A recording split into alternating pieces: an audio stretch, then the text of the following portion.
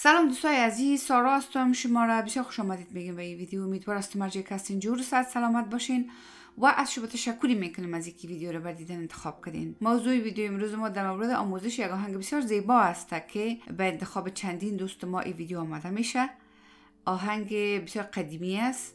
البته کمپوزیشن آهنگ بسیار وقت خواندن آقای هنرمند عزیز ما عزیز غزنوی، ولی خانم فرشته سما ایده همچنان استفاده کردن با یک شعر نو و ما امو آهنگ که فرشته جان سما خواندن امو را ما اینجا استفاده میکنیم، یعنی امو شعر استفاده میکنم. امیدوارم که خانم فرشته سما و شما عزیزان کاستی ها از این ویدیو را لطفاً با بزرگواریتون ببخشید. آمدم با این دل دیوانه مهمانت شم. متاسفانه من در مورد از این شعر اسکی است و کمپوزیشن اسکی است باز دوباره هیچ معلوماتی ندارم متاسفانه. شما اگر میفهمدین لطفاً ما را همچنان در جریان بگذارین. این آهنگ ما میخوایم که از سی بخونم. این آهنگ زیبا مربوط راگ بهروی است، تات بهروی، راگ بهروی، و اگر با سی بخونیم نوت های راگ بهروی یا فریجن اسکیل ما بر روی پرده های ارمنیا چه رقم معلوم میشه. ساری گما پا دانی سا سانی دپا مگری سا ساری گما پا دانی سا سانی دپا مگری سا. یعنی شما اگر میتونین که ملودی خودتان تهیه بکنین، انترلود و یا انترو، میتونین که از این میسکیل استفاده بکنین و خودتان هم همچنان بعضی ملودی ها رو جور کنین که ما همونطور انترلود انتروی از این آهنگ عین چیزی که در آهنگ خانم فرشته سما استفاده شده این چیز استفاده نکردیم. ما یک چیز دیگه خواستیم باشه، تغییر دادیم کمی. شما میتونین که همونطور تمرین کنیم و میشه که یعنی از خودتان انترو و انترلود تهیه بکنین. آهنگ از این می سی ماینر کورد شروع میشه و آهنگ از مش شروع میشه دوستای عزیز. خب انتروی آهنگ از سه شروع میشه.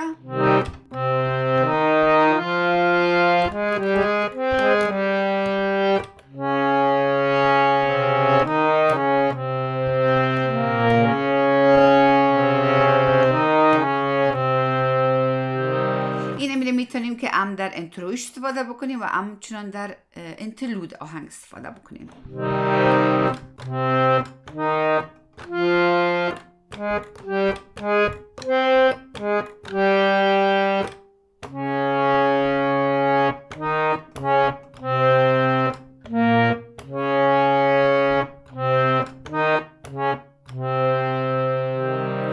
بعد از انتروی آهنگ دوباره دمی سی ماینر کورد استارت میشه و از اینجا آستایی آهنگ شروع میشه. آستایی از مش شروع میشه دوستای عزیز. آمدم با این دل دیوانه میماند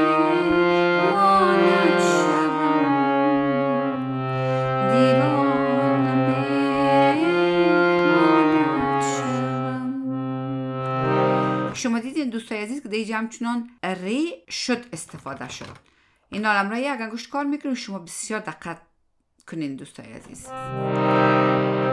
آمدم با این دل دیوانه میماند شوم،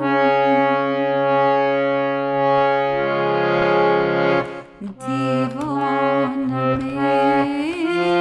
میماند شوم. آمدم با این دل دیوانه میماند شوم، دیوانه میماند شوم. دو بار نواختم، یعنی دو بار با کمی تفاوت که شما میتونین خودتان انتخاب بکنین که کدامش استفاده میکنین. آیا هر دوش استفاده میکنین آیا یکشه؟ یک کمی متفاوت بود شما دیدین. بعد از آستایی آهنگ سر امی سی ماینر کورد استارت میشه و انترلود آهنگ مثل امو انتروش نواختیم که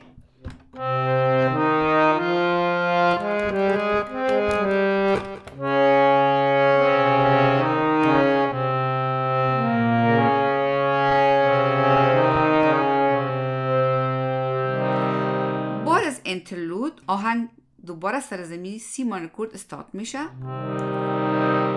و از اینجا آهنگ شروع میشه. شما میتونین که این ورژن کنین، یعنی سرچپه کنین، یه طوری بگیرین، یعنی ساو گره بالا بیارین، انتر بگیرین، ولی از اینجا میشه که شما بخونین. انتری آهنگ از سا شروع میشه، اما از های اکتیف، از این سا.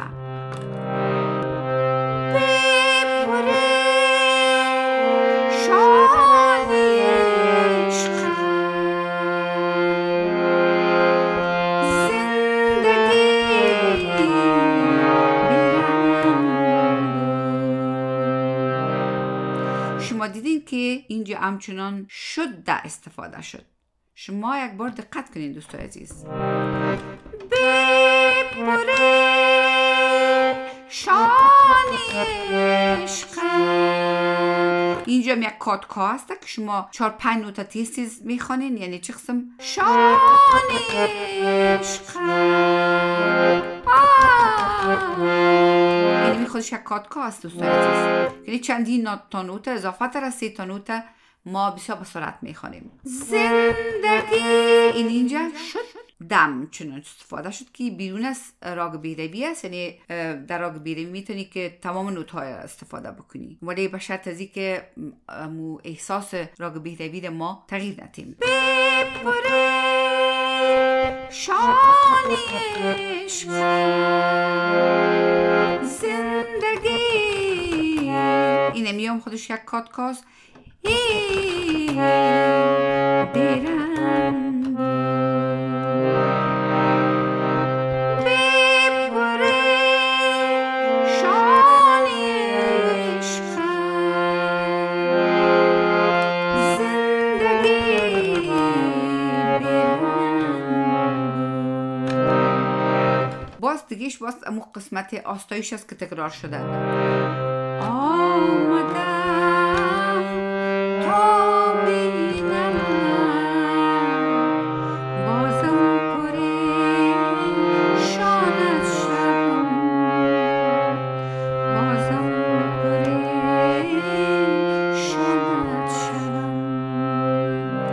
که آهنگ دوباره سرزمین سی ماینور کورد استارت میشه. اینمی تمام آهنگ از دوستای عزیز. ریتمی که در آهنگ استفاده شده 6-8 تایم سیگنیچر است، یعنی که دادره میریم و در دادره میدیوم تمرینش میکنیم.